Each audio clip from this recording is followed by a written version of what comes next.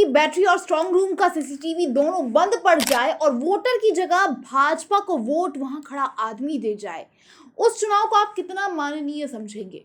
क्या लगता है आपको? ऐसी स्थिति में क्या प्रधानमंत्री जनता के हिसाब से इस बार चुने जाएंगे? क्योंकि ये प्रश्न खुद इस बार मोदी जी के सबसे बड़े भक्त और भाजपा नेता ने ईवीएम पर खुद सवाल खड़े करके। क्या है पूरा मामला बताएंगे आपको इस वीडियो में, तो वीडियो को पूरा जरूर देखिएगा दोस्तों। मामला काफी गंभीर है और ना सिर्फ चुनाव आयोग भी प्रश्न खड़े करता है बल्कि पूरे सिस्टम पे लोकतंत्र की हत्या करने का आरोप भी लगाता है। नमस्कार, स्वागत है आपका देश नीति में।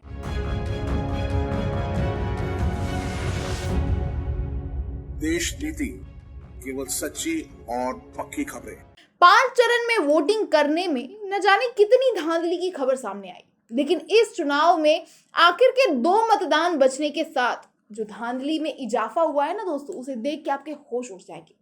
पूरे देश के चुनाव का ठीका चुनाव आयोग लेता है और इस चुनाव में क्या हो रहा है, क्या चल रहा है, उसका हल्का सा नजारा आप देखिए। दारू वाला हो हैं, फिर पानी छीना बेटा। तो फिर क्या हुआ फिर अंदर आपके साथ? उसने आप पर दाब दिया जाकर बटन।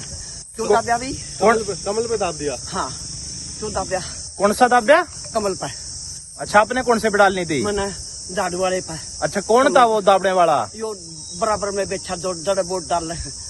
ठीक है जी। लोकसभा क्षेत्र कुरुक्षेत्र के बूथ नंबर 157 पर 87 साल की बुजुर्ग महिला का जबरदस्ती वोट डलवा दिया गया।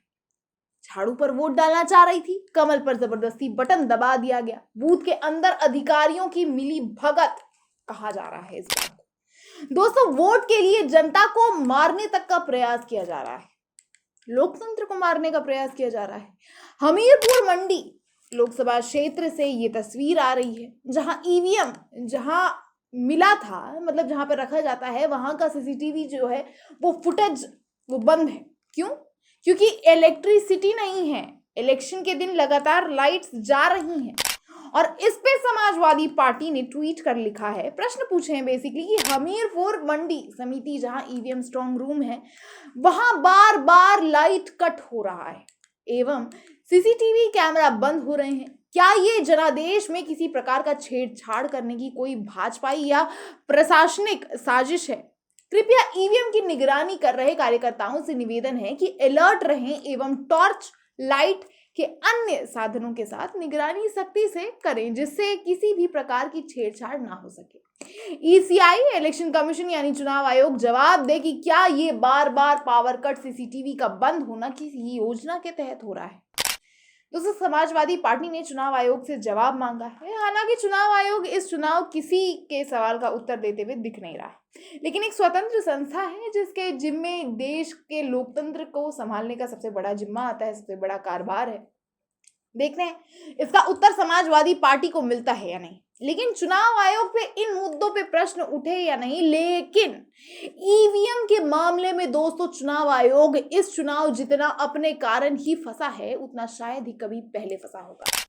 सीपीआईएम के दिग्गज नेता, वरिष्ठ नेता वृंदा करात ने ईवीएम की बैटरी खत्म हो जाने पर खूब बवाल मचाया। संसदीय क्षेत्र नई दिल्ली के सेंट कोलंबस स्कूल में बने मतदान केंद्र पर करीबन 50 मिनट तक जनता को कड़ी धूप में इंतजार करना पड़ा। पूरे 50 मिनट तक बैटरी डाउन रही। मतलब अगर मतदान हो रहा है तो मतदान से पहले बैटरी को तो फुल हो जाना चाहिए था, लेकिन आप सोचिए बैटरी डाउन है। क्यों है, कैसे है? दिल्ली के 7 सीटों पे आज मतदान है, दिल्ली में ही ऐसी खबरें क्यों आ रही है? वहीं एक और खबर आ रही है दोस्तों, ऐसी बात नहीं कि सिर्फ दिल्ली से आ रही है, उड़ीसा से भी आ रही है, जहां मोदी जी के परम भक्त और जगन्नाथ भगवान तक को मोदी जी के भक्त बताने वाले और भाजपा के दिग्गज नेता संबित पात्रा ने भी चुनाव आयोग पे सवाल खड़े कर दिए। जी दोस्तों, मतलब उन्होंने खुद ही सवाल खड़े किए हैं। उड़ीसा की पूरी लोकसभा सीट से बीजेपी के उम्मीदवार संबित पात्रा जिस बूथ पर वोट डालने गए, उन्होंने उस बूथ की ईवीएम मशीन के खिलाफ शिकायत दर्ज कर दी। मतलब जिस भाजपा के लिए चुनाव आयोग पूरे समाज, पूरे देश में बदनाम हो रहा है, वो भाजपा खुद चुनाव आयोग पे प्रश्न खड़े कर रहे हैं।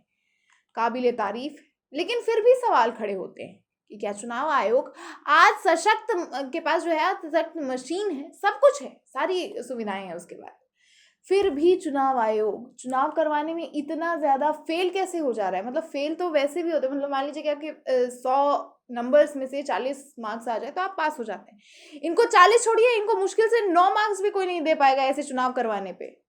कभी पोलिंग बूथ पे पैसे बांटते हैं क्या बोलते हैं भाजपा नेता, कभी भाजपा प्रत्याशी मतदाता को डराते धमकाते दिखते हैं, कभी ईवीएम धांधली सामने आती है। लेकिन इस बार तो हद ही हो गई, ईवीएम खराब और अंदर से बिजली बंद।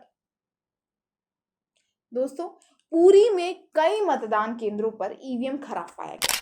दिल्ली में कई मतदाता को घंटों घंटे तक मतदान केंद्र के बाहर इंतजार करना पड़ा, लेकिन उसके बावजूद भी कोई संज्ञान नहीं लिया गया। कई जनता परेशान होकर मतदान केंद्र से बाहर चले गए। इतनी सारी धांधली छठे चरण में जो सामने आई है दोस्तों, जनता जनार्दन का विश्वास कहीं ना कहीं अब पूरी तरह से एक दिशा की ओर बह रहा है, उठ चुका है चुनाव आयोग से।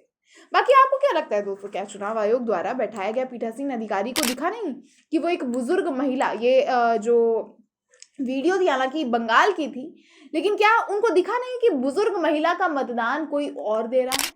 ये चुनाव आयोग को मतदान केंद्र में बंद पड़े ईवीएम का अंदाजा नहीं लग पाया, उसकी बैटरी चार्ज करना उन्हें क्या बोलते हैं उनको याद नहीं रहा, या आज मतदान के दिन खासकर बिजली का संज्ञान लेना उन्हें सही नहीं लगा कि ईवीएम जैसी इतनी महत्वपूर्ण चीज जहां रखी गई है वहां का सीसीटीवी जो है फुटेज नहीं मिलेगा।